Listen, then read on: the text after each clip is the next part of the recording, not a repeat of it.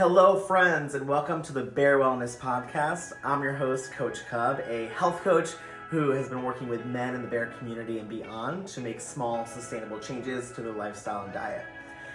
In this podcast, you're going to be learning about topics like body positivity, weight neutral health, self-love, self-acceptance, and more. So I'm excited for you to be here. A big, warm Cub Hub welcome, and let's get into it.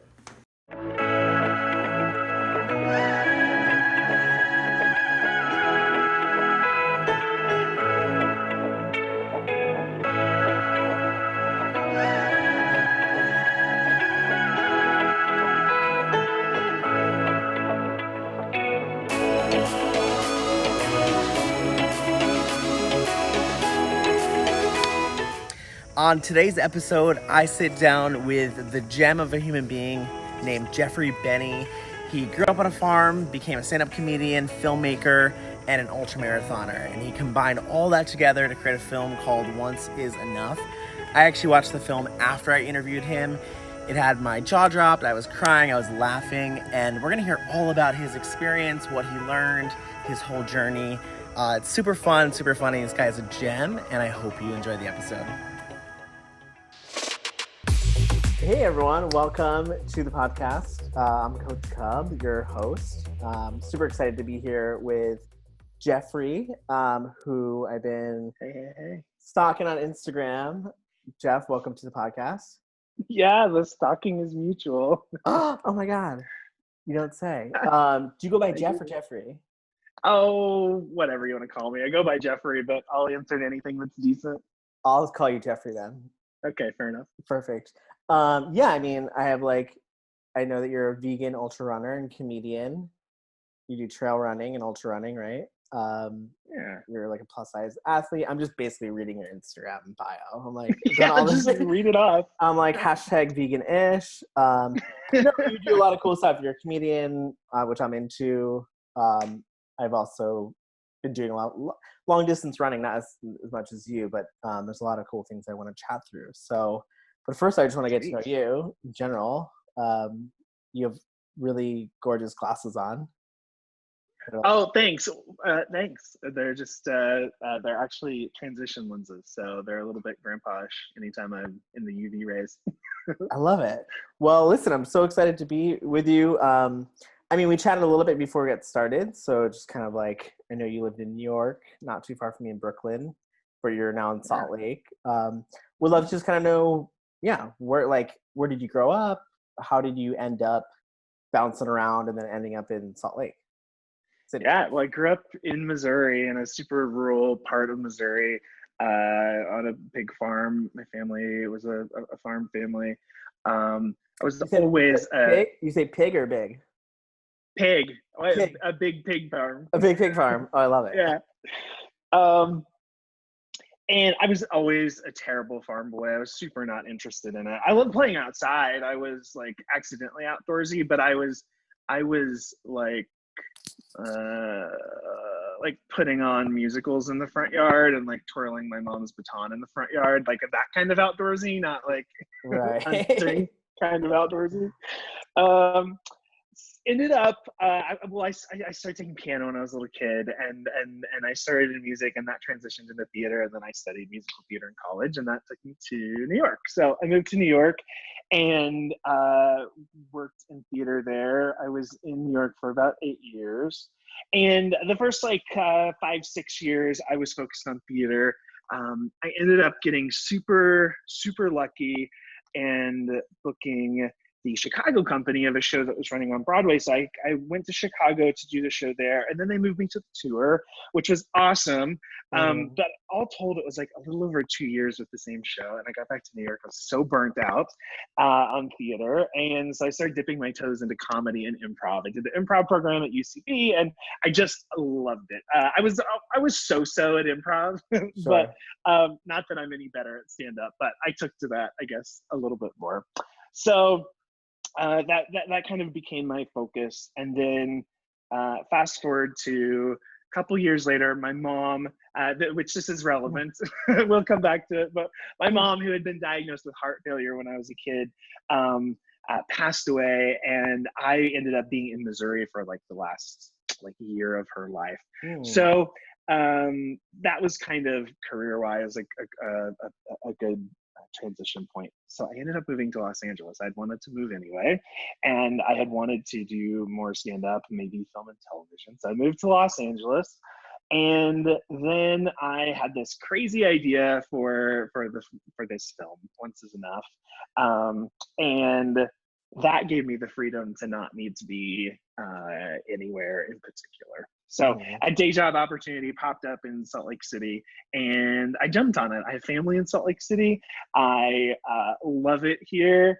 And so here I am. I'm in Salt Lake now. I skipped over a number of other minor moves, but those are the highlights. Man, yeah, it's like hard. It's like dizzying to follow. I'm still just picturing you on the farm with the batons, and I'm like, well, it's one of my most vivid memories of my mom when I was like a little kid. She was, I only remember her being like a pretty big woman, and she would come out and teach me how to twirl the baton. And she had been a what do they call them, majorettes or whatever. She was a baton twirler when she was in high school, and she used to just like blow me away. I mean, she had like a pretty huge waist, and she could still throw the baton, like flip it around her waist and catch it on the other side. Like it was bonkers. It was so cool.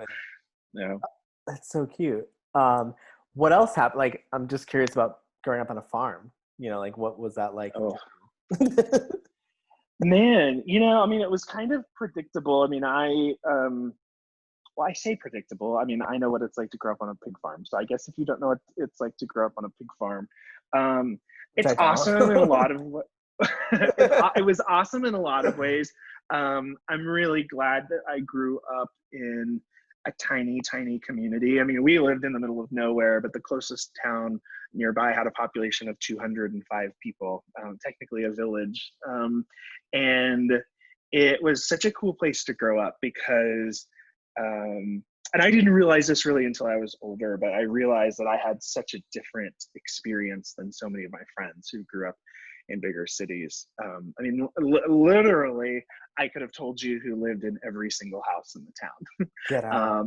On Halloween, my parents and some of my friends' parents would all make pots of soup, and they'd have a party at one house, and the kids, we just like ran around town alone trick-or-treating on Halloween.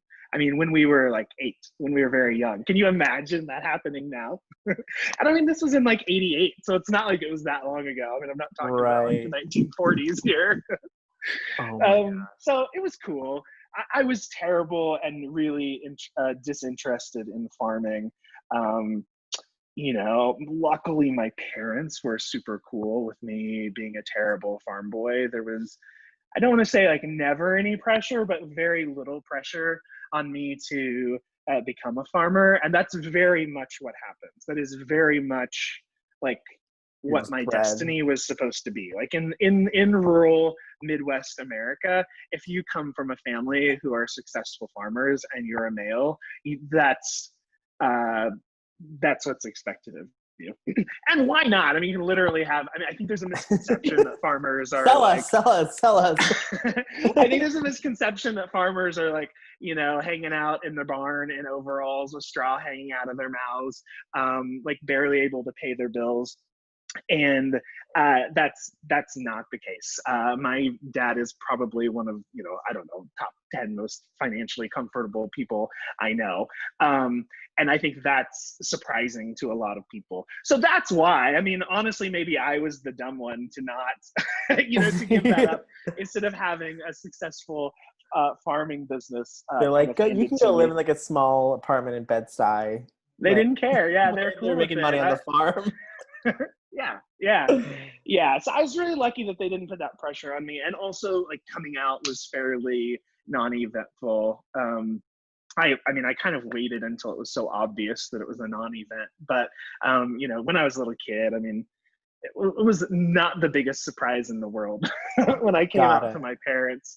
And so I was really lucky that they were so open and supportive, because that's obviously not the usual way things like that go for farm boy in Missouri. How old were you when you like officially came out, or you told people? Well, I told my mom when I was probably like 17 or 18. It was like my senior year of high school. Wow. And then in college, honestly, it was very easy because I was a theater major. So I was surrounded by a really open, supportive environment. And then I didn't end up telling my dad until, well, actually, it was when my mom started declining, because I was like, you know what? I don't want her to pass away like not having closure on this and being worried like, oh, is he gonna freak out? It was he knew. So it was really kind of unnecessary, but I decided to sit him down for the chat nonetheless. And his response was just, okay. It's literally what he said was, okay. And I said, all right, well, I just wanted to make sure, you officially knew. And he just kind of like rolled his eyes and was like, yeah, okay, thanks. It was just like such a non-event. Right. Oh my But it's God. one strategy. If you just wait long enough that it's blatantly obvious, you can avoid having to tell anybody. Completely. And so like now is like what you in like your timeline, that was what, like years and years later then? Like, well, yeah, I'm 37 now, so that was like 7 years ago. Yeah. got it. My dad actually came out to me when I was 9 or 10. Oh, wow. Yeah, so I came, and then What was that like? it was interesting. Like it was I think it ends up making it a bit harder. Like even when you talk to people who have like gay siblings, it's always like, well, it must have been easy because like your brother came out, and it's like, no, it doesn't always work that way. So my parents got divorced because of it. It was like the early 90s. People were pretty homophobic even in Connecticut. So I like went deep into the closet until I was like 22. Oh, wow. And then I like kind of allowed myself to figure it out, and then I told my family. But I told like a few people. I told my dad's best friend, who we called Auntie Dave. And then I told like my mom, my dad's cleaning lady, who was essentially like my second mom. Like, sure, she's like my favorite person in the world. I told her, then I told my dad, and he's like still upset about that. That's fair. Yeah, but yeah, it's weird. I mean, the weirdest part, and I don't, this is about you, not me, but the weirdest part was like, yeah, the weirdest part was like coming out, and then, I was like, I'm like, I don't know what it means to be gay. Like, I was like, it was just like, all of a sudden my identity shifted, and my dad would bring me like gay socials and stuff, like, happy hours with like, like young professionals or whatever in Connecticut. Yeah. And I was clueless, so I'd like, people, like, oh, who are you here with? I'm like, oh, I'm here with my dad. And people would be like, oh, you have a daddy? I'd be like, yeah, I don't know, like my dad brought me. And it took me like 3 times to be like, oh, this is like a thing. So I'd be like, my biological father is here.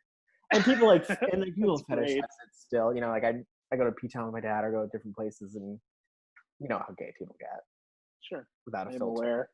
Yeah. So it can have stuff, but I was just gonna add that I'm also very grateful because I knew so young, and I think I got off lucky. I feel like it's sometimes a struggle for so many people to figure out who they are, and I remember I was a little kid, JCPenney's catalog came, and I was obsessed. Every Christmas, the new toys would be in the JCPenney catalog. Gosh, sometimes, I've been saying things like that, and I'm starting to feel so old. Like, I realize 37 isn't old, but like, a lot of people don't know what a JCPenney's magazine probably. Yeah, it like slowly happens. You're like, oh, I'm old. Like, I'm kind of old now. Both of us are on TikTok, so like, we're old but cool. I found you on TikTok, so right. We're pretty cool. We're pretty young and cool. Yeah, pretty much. We're just losers. But so the catalog came, and you're like, oh, and I was like a little kid. I mean, I was too little for it to be like sexualized, but I loved looking at the men's underwear section. And it wasn't like, I was way too young, just to be super clear. It was way too young. It was not, I mean, I'm sure it was something instinctual, but like it was not like, it wasn't creepy, I promise. And I remember my sister coming in, and she was like, oh, let's look at the toys. And I was like, just a minute, let me finish. And she was like, this is weird. Like, why are you looking at other, and like, and that was the first, that was like, I remember it so clearly. I remember where I was sitting. That was just like, oh, what? It's weird. Why? Oh, well, I was just looking, I just like to look at, I didn't, it was just like, just a whole like explosion of processes. And I was literally probably like 6, maybe 5. I mean, it's one of my very earliest memories. So I don't know. I'm grateful that I didn't have a struggle. I just kind of always knew that, hey, this is what it is. This is where I have grown up. I maybe can't burst out of the closet right now, but someday I'll live someplace else where I can, and things will be fine. Yeah, and I can imagine, like you said, going into the theater program where it's like, you're surrounded by many gay people, or at least people who are used to being around gay people. Yeah, I mean, I started taking piano when I was 5, and I started, as a kid, I was very focused on music, and I never had any like openly gay music or theater teachers before college, before high school, but I was just always around a supportive environment. I mean, they might not have been gay, but they were, part of our community in a way. Very That's accepting. fantastic. Yeah, lucky. Cool. Well, with your timeline, you talked about so many things that I'm interested in. So one is just, I love talking about comedy a bit because I'm like, my brother's a stand-up comedian. Comedy is like, awesome. Yeah. He's been doing it in New York for like maybe 12 years. Oh, wow. That's incredible. New York is so tough. I'm so glad I started doing stand-up there because I have the skin of a rhinoceros now. Oh, it's crazy. You have to, like, Yeah. my family's very waspy. Like, everyone's super anxious. My whole family, like, and we would go to his shows, or we went to certain things where, like, or he was on America's Got Talent and just got like torn apart by like Howie Mandel, and like the crowd was booing him, and my whole family is just like has PTSD from it. And he's like, no, it's fine. I like get heckled at clubs all the time. Yeah. You just get used to it, I guess. But yeah, I'm super curious about like, it sounds like you did theater, improv, then you transitioned to stand up.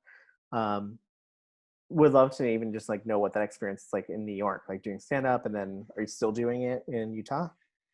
Yeah, so it was awesome and awful all at the same time. New York is brutal. Well, in all capacities, but especially for comedians.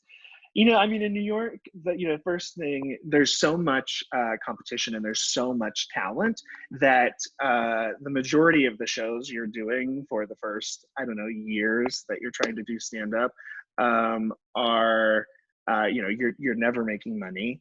They're usually, in the beginning, they're definitely open mics in clubs that nobody pays to go see an open mic. It's just other angry, disgruntled comedians there who leave the second they go up. And if you're not in the first like third of people to go up during an open mic, you're probably not going to have an audience. Everyone leaves. Super, super, super unsupportive world. I've like been in the theater world, dabbled in film and television, usually a really big sense of community and camaraderie. And I at least haven't experienced that to a great degree in the comedy world. I think, comedians are, it's very, very raw. There are very few circumstances where you're more vulnerable than you are when you're doing a stand-up set. You're really kind of showing everything. And so it's terrifying. And I think it causes a lot of confidence issues probably with comedians. And I don't know, it's just a wild, wild world in New York. To go to an open mic and have someone there who paid money, like in Salt Lake, you go to open mics and like people pay like to come to the club to watch open mics, not just family members, like real people.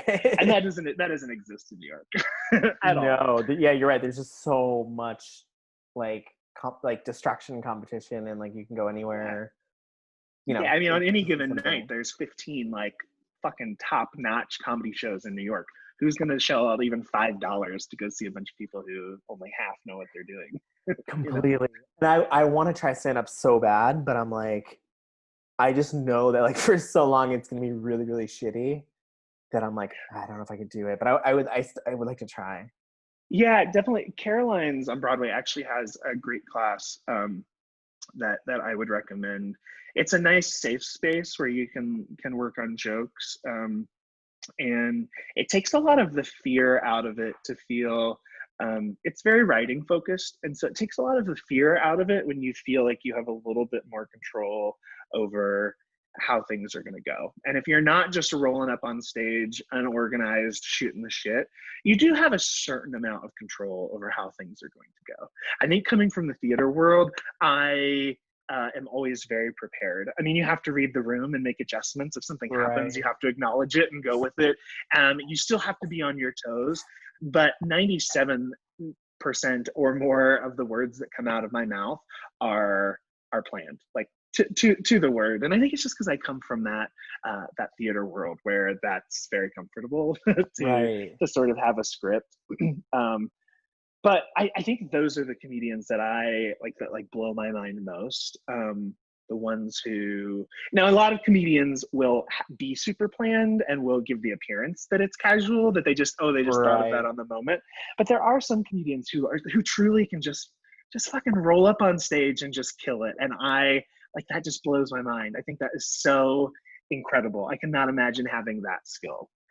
Likewise, I'm like, yeah, and I think I know like some of the types of comedians that seem kind of random and it's unscripted, like maybe Jacqueline Novak or like John Early, those types, you know? And yeah, or Amy, how am I blanking on her name? Amy Schumer? Yes, thank you. Amy Schumer, I don't know if you've ever watched many of her like late night appearances, but that is like she excuse me, she freaking kills late night appearances, and it's because she it comes off as being so casual, as so unplanned. And I mean, what most people don't realize is like her people met with the producers before the show and they said, hey, here's the material she wants to get into the interview. And they crafted, they crafted questions. Like it's so planned. And that is so impressive to me. If you haven't watched like some of her Tonight Show appearances, like check them out, because every time she kills, and it's effortless, or at least it seems that way. Right. Yeah. I think it's like every time, even if you're doing a set, right, for late night, it's like everything has to be vetted and like approved, I believe. Oh yeah, like almost nothing is just like shit that's shot. Like it's organized. Who are like a few of your favorite comedians, if you have any? I mean, so I love a lot of older comedians. When I was a kid, I was obsessed with Lucille Ball. Phyllis Diller, I don't know if you're like familiar with Phyllis Diller. So she passed away a handful of years, but she was, well, have you seen Marvelous Miss Maisel? Oh yeah, I love it. So Jane Lynch's character, like her rival comedian, the super uber famous comedian, like the Queen's persona. Yeah, I don't know that they based that in any way, shape, or form off of Phyllis Diller, but her persona was kind of similar. A lot of her jokes were around her fictional husband, and it was very kind of like formulaic, like jokey. So that's like what I grew up loving. Ellen DeGeneres, I remember when she came out on her show, that was super impactful for me. I remember watching my parents watch that episode, and that's what I was focused on. I was like, how are my parents going to react to this? Right. Yeah. That was a big, also like Mitch. Huge. That moment, I'm just saying that moment was massive. Like, you know, it wasn't that long ago, you know, in our history, but it was. Yeah, it was huge. So brave and memorable. It's kind of shocking, I think, that the television industry like had to be drug along like that. You know, we talk about the theater world that's so gay, so warm and welcoming and open. And I guess it's probably not that the television community itself was that way, but it was more about the money. I mean, they maybe didn't care, but at the end of the day, you got to sell your show, right? Right. 100%. So you're more into like, a lot of older comedians. Yeah, well, also like, gosh, I guess they're all dead. Like Mitch Hedberg, do you know who he was? I know the name, but I'm like, I can't place the face. He was a really unique comedian. I'm not sure when he passed away. He's been gone for a while. He did just done his first comedy special, and then he overdosed. But he was a master of super short one-liners. He also had a very specific persona that was very, very bland, and he would just, in the most boring way, just deliver 6 words that just fucking slay. You'd just be like on the floor laughing. But did he is he like did he pass away recently? Like, is he I mean, I don't know when it was, but it was probably like the early thousands, maybe. Oh, okay. So it's still been a bit. I'm guessing probably like 2000 to 2008, somewhere in there. I didn't discover him until he had already passed away. But I think because all those comedians that I listed are all very jokey, especially the older ones. That was obviously like very much the style, and that's kind of how I started. And I also adore like Mike Birbiglia, who's much more like story focused, and so that's been this film, Once Is Enough. Part of that idea was an exercise in expanding my jokes to tell a bigger story. Got it. Mike Birbiglia was for a cause. He was actually the first comedian I've ever seen live. Like, my dad brought me and my brothers into the city. Oh, how cool! We were in like high school or something, and we saw him. Yeah, how cool! That's awesome. Yeah, I totally. adore him. Awesome. So that's a good segue then, because I am curious. I feel like we could talk about comedy forever, because I am obsessed with it. But so that segues into like your filmmaking. So you said you moved to LA and then eventually made your way to where you are now. And what was the film idea that you had, and like what was that timeline, and how did that come to fruition? Yeah, well, I mentioned I was in Missouri for almost a year at the end of my mom's life, and especially the last 3 months were pretty brutal. She was in the ICU the whole time for the whole 3 months, and I was sleeping on a hospital waiting room. We had a hotel nearby, but I just I don't know, I just couldn't. I don't know, just the thought of her like being there alone, like what if something happened, to be in a hospital, and I don't know, I couldn't not have someone there. So I slept on the waiting room floor every night for 3 months, and the hospital waiting room had a trail running magazine in it. I had tons of obscure magazine subscriptions, and I kind of took to this trail running magazine. It really interested me. And then I kept doing research on my phone, and we had a particularly bad day in the ICU, and I just went to a running store, bought a pair of shoes, and went for a run, and immediately like fell in love with it. I was never an athlete as a kid. At this time I was 6'2", 340 pounds. And the number one, it was very playful to be on a trail, to be like jumping over logs and things was really fun and engaging, and felt more adventurous than it was. But I loved it. And as a big dude, it was amazing to not have people, like, nobody was watching me, nobody was timing me, I wasn't racing anyone, nobody was judging, it was just me in the woods. So anyway, fell in love with trail running, got a little bit obsessive as she was declining, and then when she passed away, I was a total mama's boy, and it didn't go well for me. I was grieving, depressed. I was just generally just unhappy. Maybe not overtly, but things weren't going well. I went back to New York.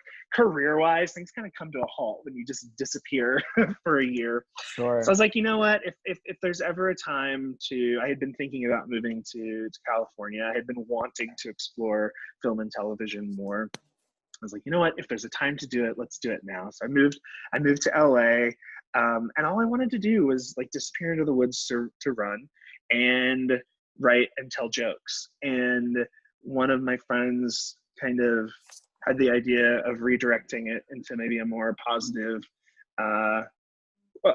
into something more positive. I mean, I would just disappear. I would just be like, hey guys, I don't know, I'm taking my backpack, and I would just go backpacking for a few days. Like, I just disappear, not really knowing where I was going. I wasn't in a great place. I wasn't at 100%. But that immediately sparked the idea. I was like, oh my gosh, like what if I could combine those two things in some way? Like, what if there's a way to run too much, also tell jokes. I also would love to also not die of heart disease like my mom at 58. And you know what? I'm sitting around waiting for other people to offer me opportunities in comedy. Is there a way to kind of create my own opportunity? And that's when the idea for the film hit me. I was like, what if I train for a 100-mile ultra marathon? We film it as documentary footage. I write my first hour of material about the whole experience. We film that, and then we juxtapose those two elements together in a documentary comedy hybrid film thing of some sort. So I'm fully that's how I enthralled. got to the film. I'm like fully enthralled. I'm like, I need to see it now. Like, oh, good. Yeah, it's so amazing. You can see it everywhere. We'll make sure people know how to find it. That's just like such an amazing story and like journey, where it's just like, do you in hindsight it's just like it all kind of seems like it worked out in its own little interesting way. Do you look back and you're like, kind of put this piece, like the dots that were connected through this experience, and then it was born out of like something that was really tumultuous and difficult, like the passing of your mom. That's like unbearable, and I am sorry that you had to go through that. Yeah, well, thanks. I mean, I think it was without question the best therapy I possibly could have found. I can't imagine that there's any therapist out there who could have guided me through healing in a better, faster, more whole way. I could be wrong, but we're gonna get a lot of like hate mail from really good therapists who listen. Yeah, here it comes. Sorry, therapist. I'm sure you could have done better, but this was an okay solution as well. And I think a lot of people watch the film and come away from it thinking, not that they don't think it was hard, but think like, oh, what, like a cool story. Everything just kind of happened and went well, and how cool. Everything worked out for him. And it did work out in the end. But I mean, there's so many, I mean, I think everyone obviously thinks that, they see running a 100-mile ultramarathon as the probably the most difficult component of this. But hands down, the filmmaking process was the bigger marathon, without question. I mean, not only do I, is this my first film project and I barely know what I'm doing. We started with decent funding on the horizon. We were greenlighted by a small studio in LA, and they immediately got acquired right as we started ramping up, and everything just got shut down. So we had to raise a little bit of money ourselves and essentially just bootstrap and or for free throw this film together. And there were so many obstacles. We thought it was going to take I thought it was going to take less than 3 years, and it ended up at a little over 5 years, which if you watch the film you'll know why there was part of a delay. but literally just every step, it seemed that there was a roadblock. And thank God my first film project was on a subject matter that I was super passionate about, that there was zero chance I could have quit, because I would have, without question, felt like I had, let my mom down or in some way not honored her by finishing this project. So quitting wasn't really an option. And thank God, because there were so many opportunities to quit. And if it was a subject matter that I was less passionate about or less invested in, I never would have finished it, ever. It never would have gotten finished. There were too many obstacles where any reasonable person would have just shut it down and said, hey, it's it's time to call it. Really? It was fun, but let's stop. Well, it just sounds like, like training for something that large is difficult enough, then to like also have this massive project alongside with it. You could, I could tell how just like complex and difficult that could have been. I'm curious, so just no spoilers because I don't know how it ends. Well, here you are, but like, did it culminate with you running the race? Is that the idea of it? Like during the ultra, the 100? Yeah. Yeah. I think amazing. Oh, congratulations! That's fucking eventually. Yeah. Got it. You'll have to watch to find out. Maybe spoils things. But yeah, you'll have to watch. That's wild. I mean, I trained for a regular marathon like 6 years ago, and I ran that, and that completely changed my life.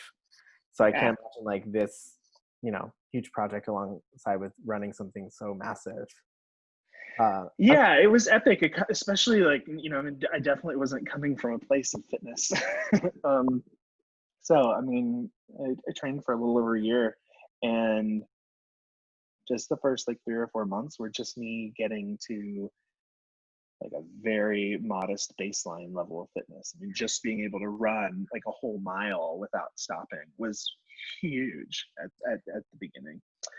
So yeah, it was massive, and that was also a huge cause for delay. I imagined that all of these things could kind of happen concurrently, the training and running of the race. I could start writing the show. I could start working on the film, and as it turns out, that's not within a single human's capacity.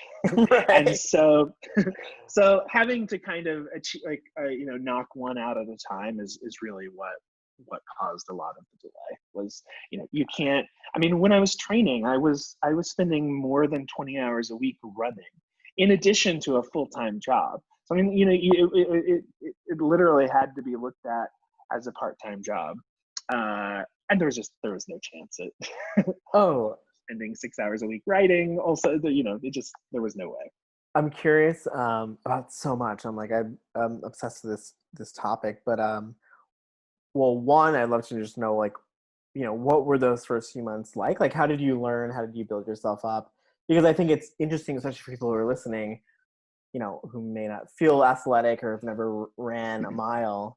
It's like, I think it is really good to know that you're an example of someone who went from like not being able to run at all and, taking over a month or more just to run 1 mile. And then eventually you ran 100.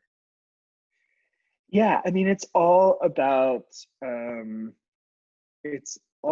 starting small and adding, gradually increasing the amount you run. It sounds so silly, but at the beginning, I was literally just adding 1/10 of a mile at a time. And eventually I was adding 1/4 of a mile, every increase. And then my increases at the end were like, hey, you're going to run 5 more miles than usual today. But then I cannot run for 3 or 4 months, and I'm back down where I started.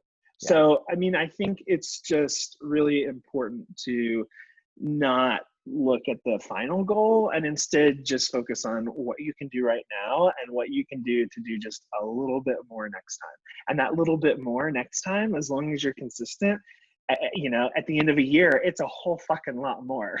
Right. Yeah. And the cool thing is, I don't know if you experience this, but it's like when you're training for something like that, like it's uncharted territory. So like every time you run that little bit longer, you're like breaking a record. You're like, oh, I've never ran 5 miles. It was incredible. 6, 7, 10. Like my longest before I ran the full marathon was 21 that I ran alone, and I was like, how the fuck, like, can I run 21 miles in Prospect Park, where just I did like 8 loops or something. Yeah, it's insane. Well, and yeah, I mean, I think that's something that's surprising to a lot of people. It's the same with a 100-miler. You never ran, or at least leading up to your first marathon, you probably didn't run 26 miles at a time. I think is 21 the longest. 20 was the longest during training. Yeah. Like, I mean, I grew up like playing soccer, so I had some athleticism, but I had never run probably more than like 6 miles, in a row in my life. Yeah. Until then. Yeah, well, I mean, same with a 100-miler, you focus more on like long-term weekly mileage. So the most I ever ran in a week, the very last 2 weeks, I was just over 70. So I think it was like 71 or 73 miles those weeks. But the longest single run was maybe like 31 or 32 miles, which is still a lot, but it's a little terrifying to go into a 100-mile run knowing that you've never run more than 32. But you just have to have you just, I guess, have to have faith, which is again a departure from my theater, what I was talking about earlier, where I really like to be prepared and know what's going to happen and know how things are going to go. I think it was a good growth opportunity for me, because especially the first time, I was just like terrified. I was just shitting my pants the first 100-miler, because I had no idea what to expect.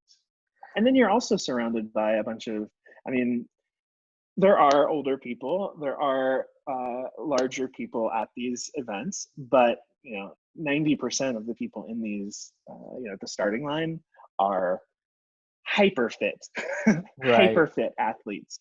So that's a whole thing to deal with in your brain too.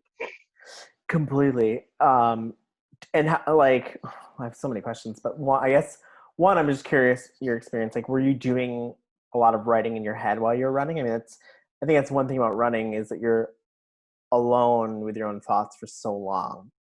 And even if you're listening to music, it's still you're still kind of almost in this weird meditative state where you're like mulling things over.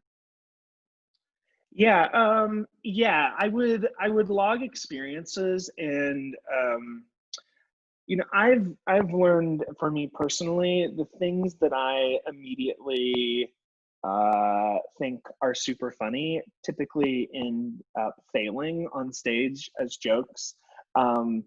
What I did focus on was capturing in words unique circumstances. So if I would be on my long run and I would inexplicably get emotional for some reason. Why? No clue. I've been running 27 miles. My blood sugar is low. I don't feel right. I don't know why I'm running down the trail crying, but I am. It's just what's happening. Anytime something weird or interesting or unique like that happened, I would just be really purposeful in writing it down. I wouldn't go so far as to say that I was able to write. The first maybe 5 to 10 miles would often be pretty chill. But once you get over 10 miles, you're pretty consumed with surviving. Yeah, your body's we're shutting down all organs and other things just keep you alive. What are you doing? Yeah, exactly.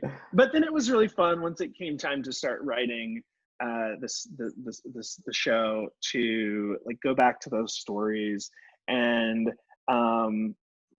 being able to look at it from afar, not in the moment, look at what is standing out as absurd or interesting, and then figure out okay, well, what am I telling here? What's the point of this joke? Where's it going? Mm. And then you can start stretching the truth. Got it. Awesome. And yeah, I'm also just curious about what else you learned through the process of training. I'm curious about your diet. You have that you're vegan-ish in your diet. What was that evolution? Have you always been like that, or is that something that was born out of the running? Yeah. So, having grown up on a pig farm, when I was a kid, I never wanted to. Just a great way to start anything. Being born on a pig farm. When one grows up on a pig farm, one typically would go hunting with their dad. I should not have hated helping with the pigs as much as I did. But now looking back, I realized that I was kind of like always, I was super obsessed with our farm cats. I mean, obsessed with our farm cats. And looking back, like I was always like a little vegan. I just didn't know what it was. And it wasn't until I was older, it was right after I got back from tour. So I would have been like maybe 27, something like that. Mm-hmm. It would have been 26. It's been 12 years. I went vegetarian, and it was mostly, at that time, it was mostly for health reasons. I was trying to lose weight. That was, I think, probably the biggest I had ever been when I came back from tour. And so I was just kind of desperate to lose weight. So I went vegetarian first. And then a couple years later, I transitioned to vegan. But I say vegan-ish because I would say that I am like 90% vegan. I am really passionate about helping dispel the misconception of vegans and everything that you think about vegans, of it being inconvenient or inaccessible. It is sometimes inconvenient, but I think that it's really important to me that my being vegan doesn't negatively impact anyone else and doesn't appear that I'm missing out or inconvenienced. So if I'm going to a restaurant and there's some Parmesan on something and it's high quality, sustainably produced, Parmesan or whatever it might be, I'm not going to flip out about that. Like that's fine. You won't flip a table. No tables will be flipped. I mean, I would rather be we're definitely going to get some emails from some angry militant vegans. But I just think that 90% vegan is better than 0% vegan. And I think 90% veganism is so much more palatable for the average person. And I think, at the end of the day, I'm certainly not on a mission to get everyone to stop eating meat, but I do think if everyone could make at least a small effort to maybe either eat less meat, not just meat, eat less animal products, or at the very least, eat better, higher quality, more sustainably produced animal products, it goes a long way. So that's why I say veganish. No, I love it. And I think it doesn't have to be, I mean, everyone, I think it's on some kind of a spectrum or everyone's on their own evolution or journey. And it's easier to do something 90% than be like, I need to do 100%. And then when you don't, you're like, well, it's all over now. Because I went vegan for a little while and I felt that way where it's like, I'm on a streak, like I'm not eating any, animal products. And then all of a sudden you do, and you're like, well, now I'm not vegan. So I'll give up. It's like, no, there needs to be some room, for some wiggle room. It doesn't have to be all or nothing. 8% vegan is better than 0% vegan. There's definitely room for everyone. Yeah, that's my opinion. I love that. I'm just curious, do you have any, for somebody who is like, well, I'd like to explore that a little bit more, is there any good starting point of resources or websites or cookbooks or anything that you're like, this was helpful for me as a vegan? Yeah, I mean, Michael Pollan, I don't know if you've read any of the Michael Pollan books, but they're all incredible. And that's really, I mean, he's kind of responsible for my food catharsis. He's just so ridiculously reasonable. He doesn't say don't eat any meat, don't eat any cheese. He's what is his saying? Eat all the food that you I don't remember his saying. I'm gonna butcher it. So I'm not even gonna try. I know one that's one's like eat plants, eat food. That's it. That's it. It's eat food, mostly plants, not too much. Yeah, exactly. Yeah. Yeah. And like French fries, he says, hey, eat all the French fries you make yourself. Yeah. If you're going to take the energy to cut French fries at home and properly get them out and fry them, if you're willing to spend that amount of effort, then have the fries, because you're not going to end up having fries that often. Yeah, no, I love that. And I do, yeah, I mean, I work for a nutrition school and I do health coaching, and I definitely have read a lot of his books, and, I think he's like a documentary series that was really cool as well. Yeah, yeah, he does. But yeah, I think it's like, I'm glad that you're able to give exposure to kind of like your style of eating, and, have it be approachable. And yeah, I think it's like you can explore it. And I think for me personally, when I did go vegan for a while, I ended up pivoting from it, but it's like, I still was like, oh, now I have a lot of, I have a reference point of like, I don't need to eat meat all the time. I like proves that. And then the other is like, oh, I have a lot of recipes and different types of foods that I can eat and incorporate into my diet. So it's fun to like explore things because you can learn from it, even if you grow away from it. Yeah, 100%. 100%. And I think for me, education was really important. I kind of dove headfirst into, like armchair nutrition. I mean, I'm far from a nutritionist, but I started, for my own benefit, really diving into nutrition and learning like asparagus, for instance, like learning what was in asparagus and what it does to my body and why it's good for me suddenly adjusted my opinion on asparagus. Suddenly I was like, oh, I want to eat that.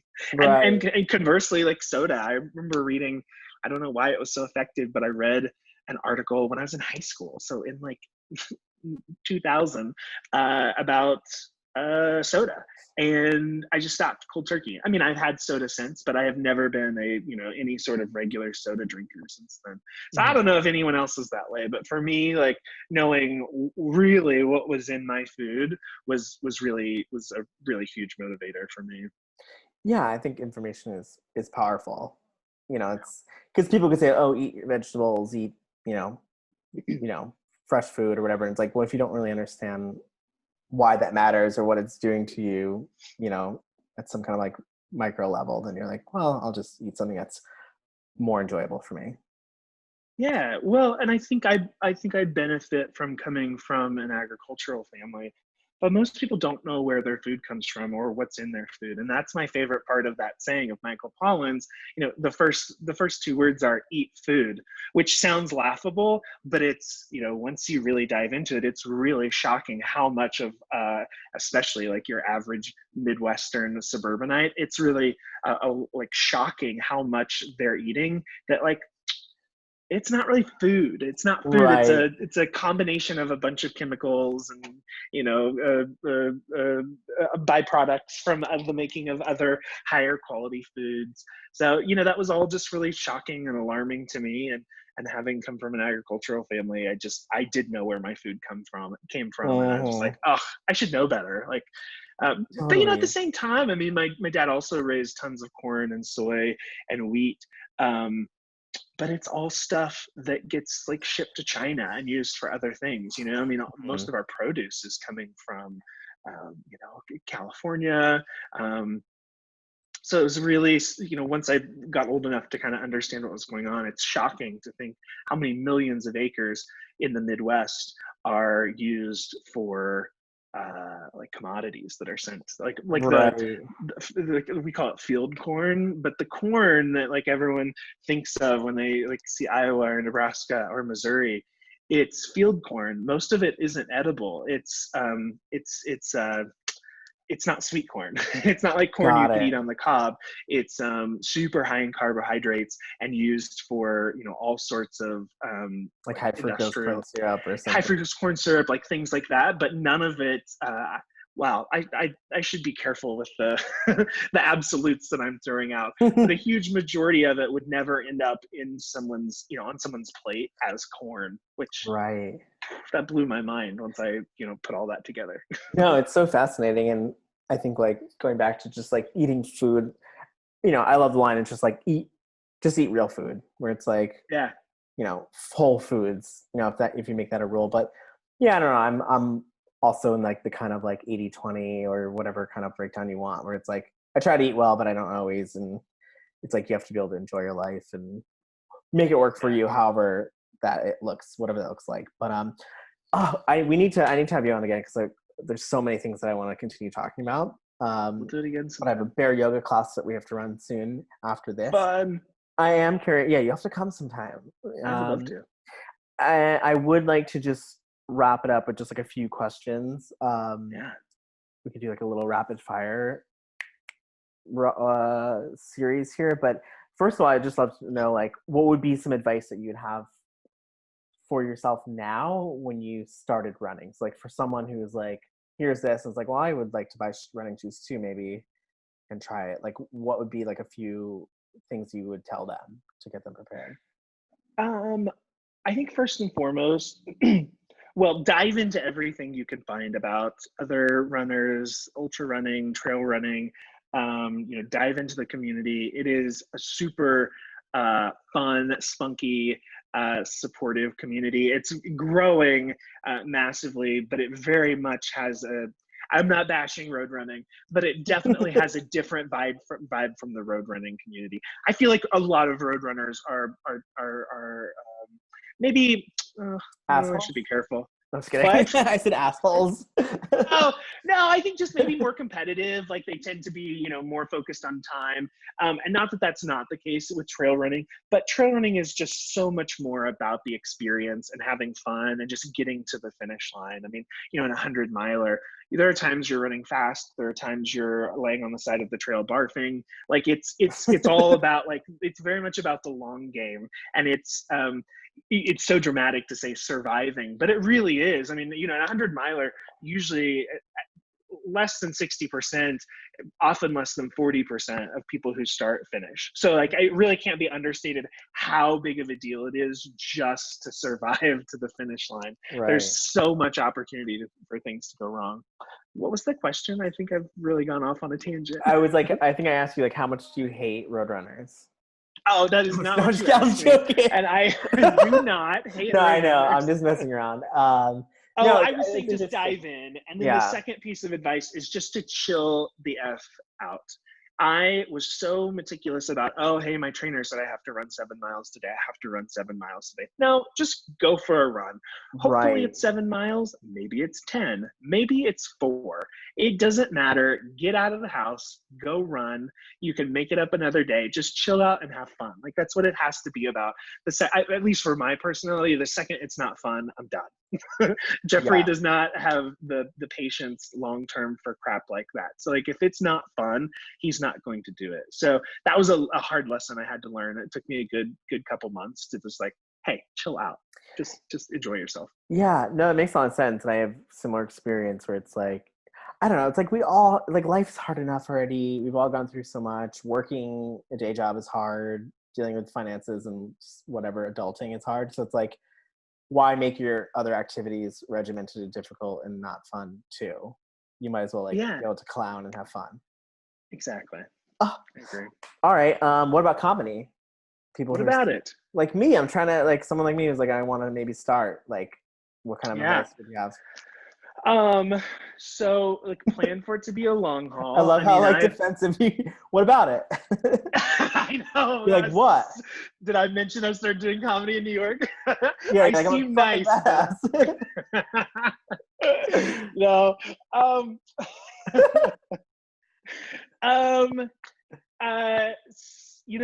A similar lesson, like don't give up. Like you're gonna have bad shows, and if you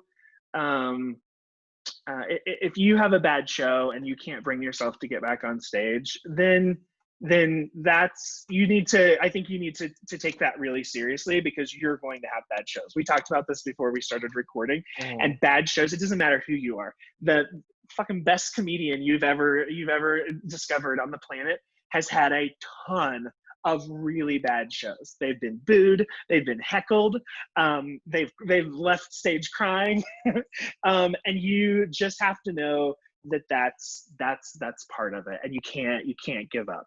And I think the other component is like, it's hard work. You see comedians pop up on stage, and the best comedians make it look effortless. It feels like they're just shooting the shit. And most of the time they're not. So I'm not saying prepare everything, but work hard.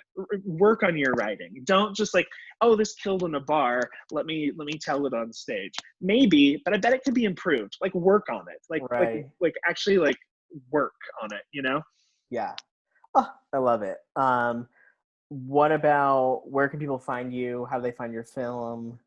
How do they follow you? Like, I'll just say your whole Instagram is just like you running in like gorgeous like mountains and stuff, and I'm like, I want to be there. Sometimes, well, I mean, it's Instagram, so like sometimes it looks gorgeous, but like LA is behind me. But you know, you're only seeing what we want you to see, right?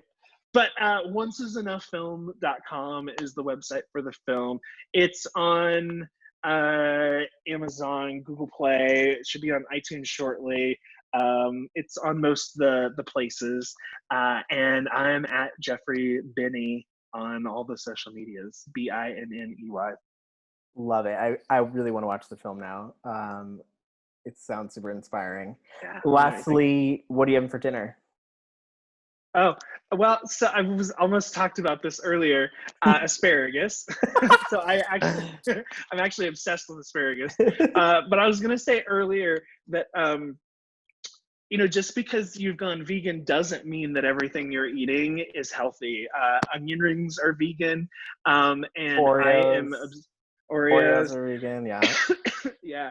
But I'm gonna have asparagus and a couple Beyond Burgers. And you know, that's what I was gonna to mention earlier. Is there's still a lot of processed vegan food, so you still have to be careful. You know, I mean, these I'm going to get my protein, and it's good protein, but there's, you know, there's also added fats and things, and it's not food really. Right. So, yeah.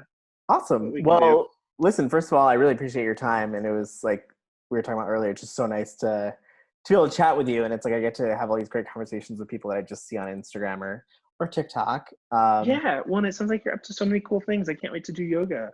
Yeah, I'll send you more information on that. And yeah, well, I feel like we have so much more to talk about, so we'll have to pick this up again at another point. But I'll watch the film in the meantime, and I hope everyone else does. And yeah, we'll talk again soon, man. I really appreciate your time. Awesome. Thanks for having me. Good to chat.